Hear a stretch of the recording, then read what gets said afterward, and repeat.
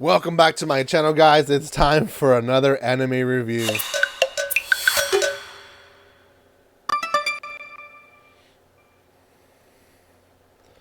This is going to be on one that I personally reacted to. You guys can find the reaction videos here on my channel. This is going to be on I'm Standing on a Million Lives. I'm also collecting the manga, so you guys can see a little bit of the manga on my manga haul that I released or will release depending when this video releases. I am in vacation, so please do understand that I probably don't know what's going on in time wise, so I will be back in January the 3rd at my house to announce the winners of the giveaway. Yes, there is a giveaway happening, so if you want to be part of it, make sure you go and check it out. It is going to be on my channel, so go find it.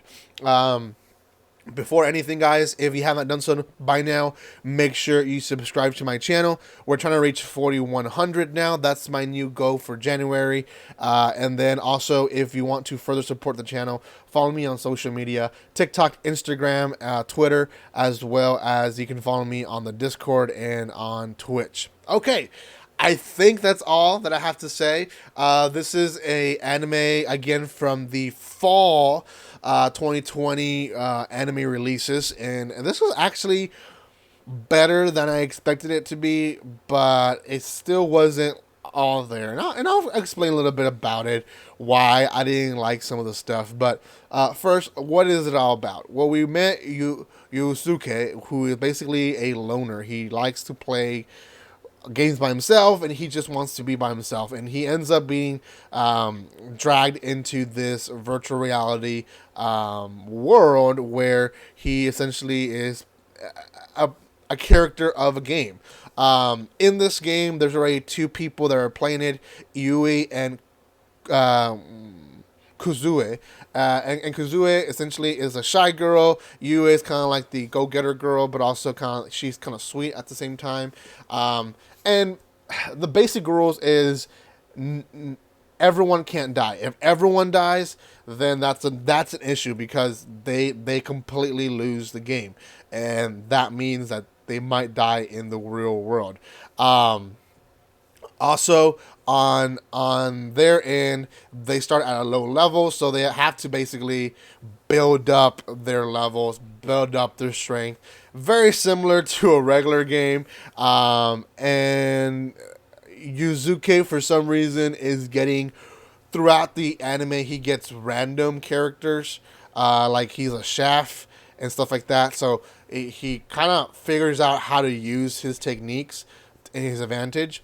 Eventually, there's a third girl added, Yuka, who is basically the "don't talk to me" girl. She doesn't like Yuzuke, but at the end of the day, you kind of know that she kind of does. They have an awkward introduction. Essentially, the game master insists that Yuzuke goes and saves her, and he doesn't understand until what's going on. She's being taped naked by girls. She's being bullied, and that's kind of how they introduce her. And so she kind of doesn't like him because of that, because he kind of saw what was going on, and obviously it wasn't his fault, and he was trying to defend her, but he ended up looking like a creep. So, anyways, that in a nutshell are the characters. The story essentially is them completing missions. There is one mission at the beginning of the anime, which is just Yuzuke, Iu, and Kuzue, which we learn that if you're eaten by a huge beast, you probably won't. You can't regenerate. So he ends up defeating that, and then they go back to the real world, which I like that. They don't stay in that world, they go back, and then they return with Yuka, and then they have this big mission, which is to deliver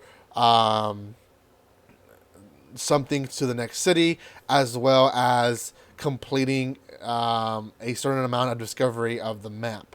So that is completed by Yuka, and they're able to complete the mission at the end of the episode. The second to last episode, they find out that they're actually not in a virtual reality game, and it's actually a real world. They're actually just crossing to a parallel world where they're training and passing these missions. So they're essentially killing real goblins and real monsters. Now, what ends up being a big shocker to them is that Yuzuke at one point kills a man in that world very grotesquely. And the reason he does that is his mentality before he knows this is just a game, right? These aren't real people. These are characters part of the game that don't really matter. So I think he like beats him up, he ties him up and puts him in a bag and then burns him alive.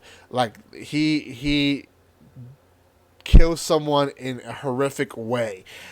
So when he finds out that this world is actually a parallel world and not a virtual reality world, it hits him hard. In the last episode, essentially, it's him trying to figure out who he is. But we also see the game master. Now, I don't know if the game master is actually a little girl or if that's just the form he took, but it's a little girl, and we meet a new character, which I don't even remember his name, but a new character, him and his brother, who are essentially going to be part of the game, and or not game, but the training, and he needs to go save him from the mafia, and he does, and then after that, it just kind of goes on a conclusion, everyone kind of concluding that they've grown as characters, and that's it.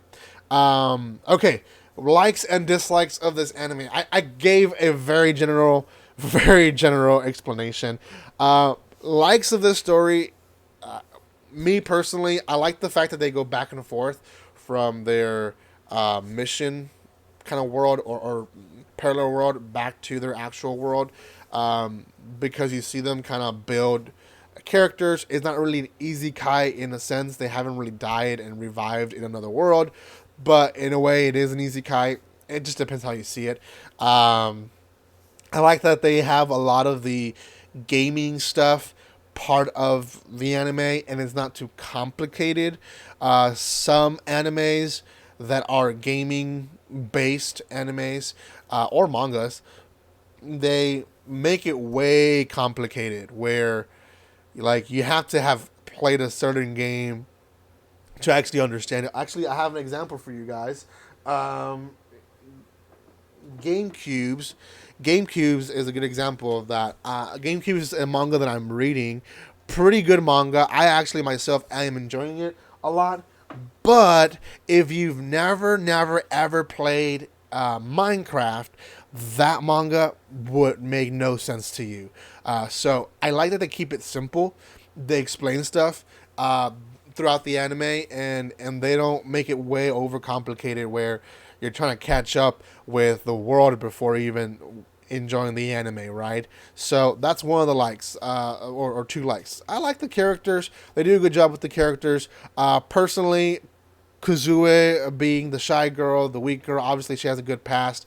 I don't like that she's very wimpy the entire time, and like, even to the end of the anime, she's like, I can't do it. Like, come on, like you've done stuff already, like you know you can do something. So everyone has a background story that is a shocker. I like that, but at the same time, it's like, are they just getting people that have bad backgrounds, or what's going on? So the plot itself and the character build-up is pretty well done. Dislikes, I didn't like the last episode personally. I could have ended the anime with episode 11 and really been more content with that than actually watching the 12th episode. 12th episode really just seemed like it was a promotion for the next season, and I just didn't really enjoy it.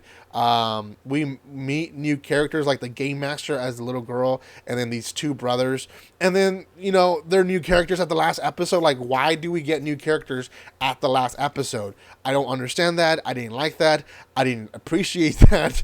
And then secondly, the missions could have been maybe shorter. They kind of extended the missions way too long in my point of view. I understand some missions do take longer, but they could have maybe shortened and maybe added a third mission there. I don't know, but oh well. That it is all, guys. One more dislike. The background stories were great, but they mentioned them in the beginning, and other than flashbacks towards the end, of them saying this is where I was and this is where I am now. They don't really use the background stories too much. Like, I don't know. It kind of felt like I want to give them a bad background story so the viewer can feel bad for them, but then we're not really gonna mention much of it later on in the anime. So that also kind of bothered me. So in a nutshell, decent anime. I'm gonna give this one a 6 out of 10. Go check it out. I probably will watch the second season. I won't gonna lie. So it's releasing next year. Go check it out. It's on Crunchyroll. I believe it's being dubbed as well. Not really sure there, but if it is being dubbed, they'll probably only have about 4 episodes dubbed, so you might have to wait for the rest to be released. Anyways, thank you guys so much for watching this. Comment, like, and share. Give some love to this channel. Subscribe, and follow me on social media. Thank you guys for letting support again, and like always, don't be strangers.